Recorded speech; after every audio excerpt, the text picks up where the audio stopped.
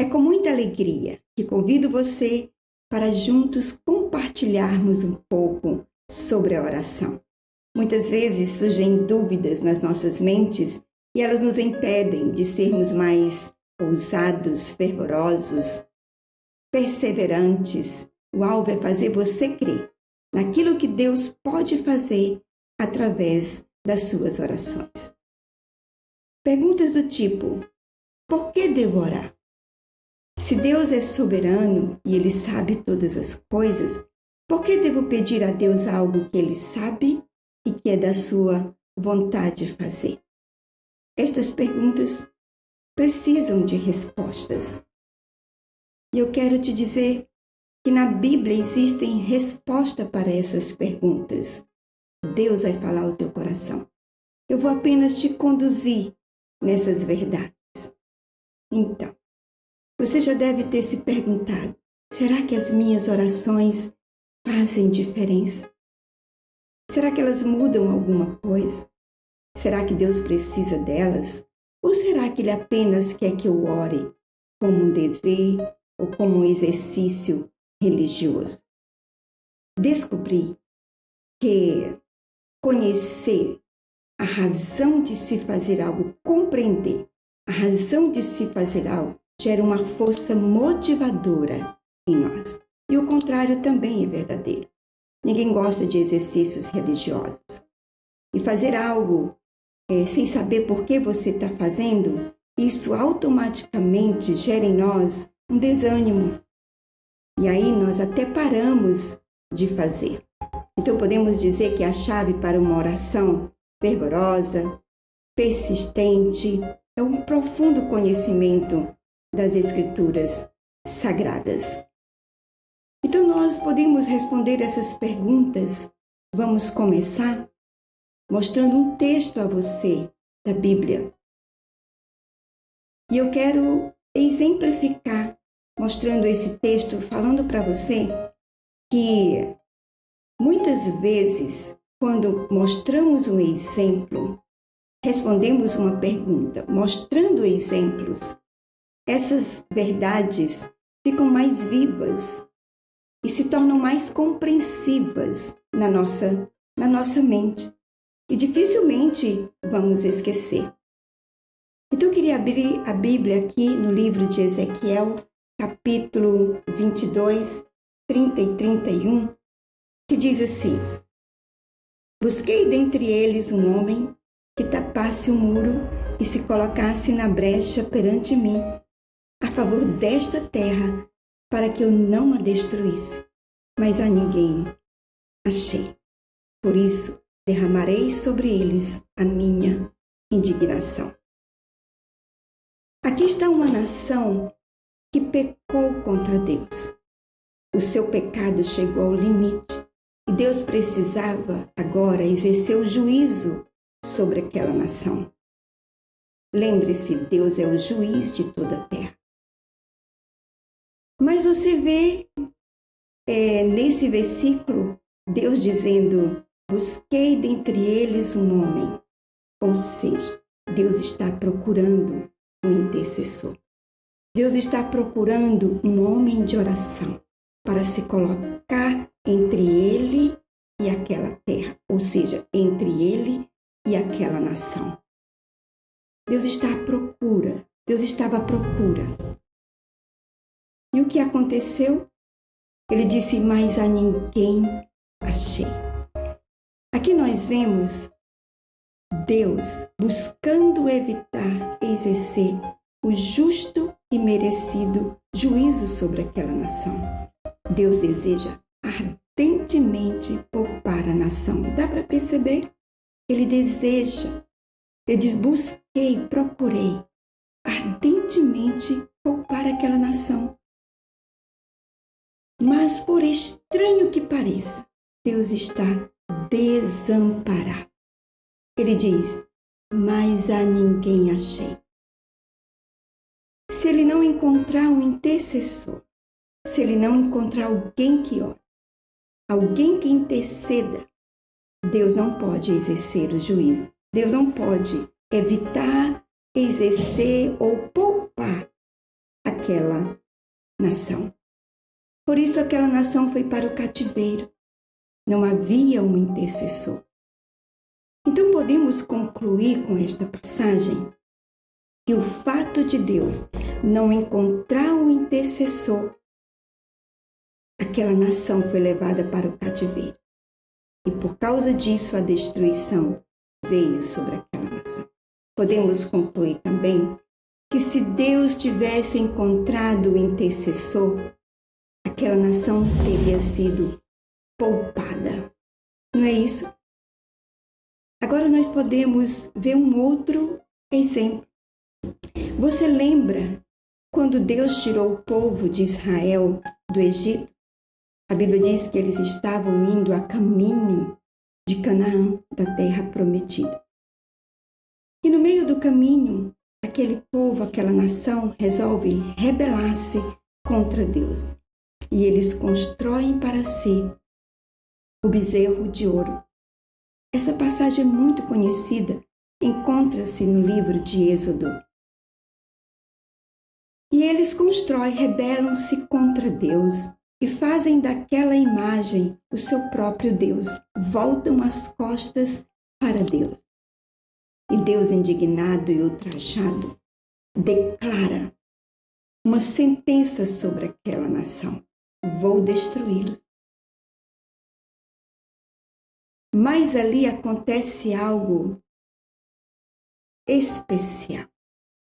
Moisés, como um grande reparador de brecha, um intercessor poderoso, se levanta e ora por aquela nação. Deus perdoa o pecado desse povo. E o que aconteceu? Por causa da oração de um único intercessor, Deus poupou aquela nação. Esses inúmeros outros exemplos e esses inúmeros outros passagens bíblicas deixam clara que as nossas orações fazem diferença, que Deus precisa delas, que Deus, para agir nessa terra, Ele age em resposta às orações do seu povo. Deus é soberano e Ele pode agir independentemente do homem. Mas por incrível que pareça, Deus fez a opção de se limitar aos pedidos, às decisões do seu povo nessa terra. Então, o plano de Deus é trabalhar nessa terra. O plano de Deus é juntos com o homem nessa terra, o ser humano, cumprir a obra da redenção. E essa decisão de Deus de trabalhar na terra junto com o homem, fazer o homem um instrumento, um canal por onde ele possa se manifestar, é tão forte que para salvar a humanidade, ele precisava de um homem. Ele buscou um homem e ele encontrou. Essa decisão é tão forte e completa que para salvar a humanidade ele precisava de um ser humano, de um homem. E ele encontrou o homem Jesus. Ele precisava de um homem que se colocasse na brecha em favor da humanidade. Um intercessor. E ele encontrou um homem Jesus, um autêntico membro da raça humana.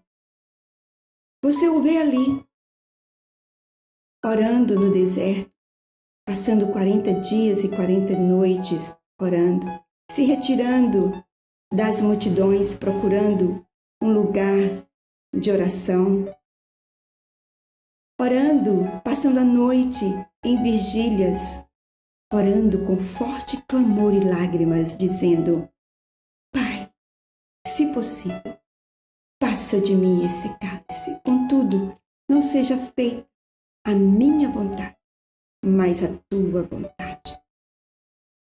Queridos, o destino do mundo e da raça humana estava nas mãos de um homem.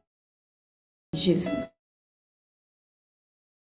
E ele se levantou como um autêntico homem, como um valente intercessor e intercedeu profundamente pela humanidade. Por isso, nós não fomos destruídos. Por isso, a salvação chegou até nós. Amados, toda a história da Bíblia é a história de Deus e os homens trabalhando juntos na terra. Vou repetir de novo. Toda a história da Bíblia é a história de Deus e homens trabalhando juntos na terra. Há uma parceria entre o céu e a terra. Há uma parceria entre Deus e os homens. O padrão divino é Deus e o homem. O padrão divino é Deus e eu trabalhando juntos. O padrão divino é Deus e você trabalhando juntos. Homens e mulheres tornando-se canais por meio dos quais Deus manifesta a sua presença nessa terra. Homens e mulheres sendo bênção para outras vidas. Esse é o primeiro motivo para você se levantar em oração, sabendo que Deus precisa das tuas orações, que as tuas orações fazem diferença, que Deus precisa delas para abençoar uma pessoa ou outra pessoa, até cidades, países, o mundo. Deus quer salvar, Deus quer curar o enfermo, Deus quer salvar o perdido, Deus quer libertar o cativo. Mas para isto, Ele precisa das orações do seu povo. Se o seu povo não orar, Deus não agirá. A oração, queridos, não é algo inventado por nós, não é algo inventado pelo ser humano.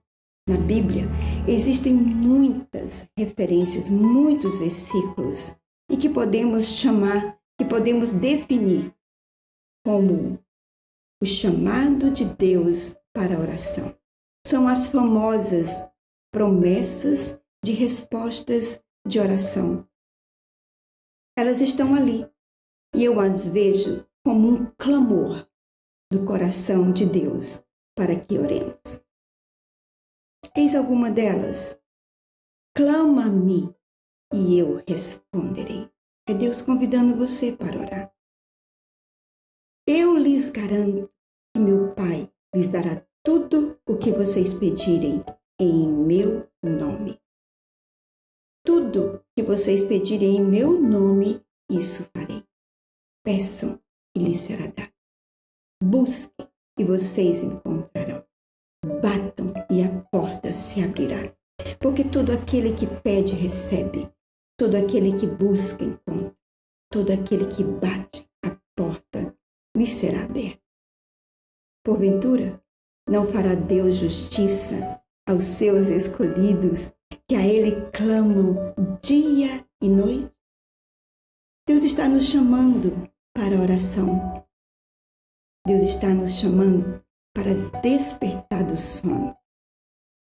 Existe um versículo no livro de Jeremias, capítulo 8, versículo 20, que diz assim: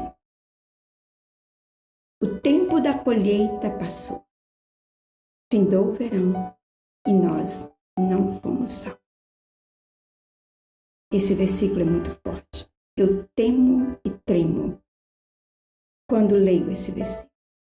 O tempo da colheita passou, findou o verão e nós não fomos salvos. Nós vemos aqui o profeta Jeremias em um profundo lamento e dor pela catástrofe, tragédia que se abateu sobre o seu povo.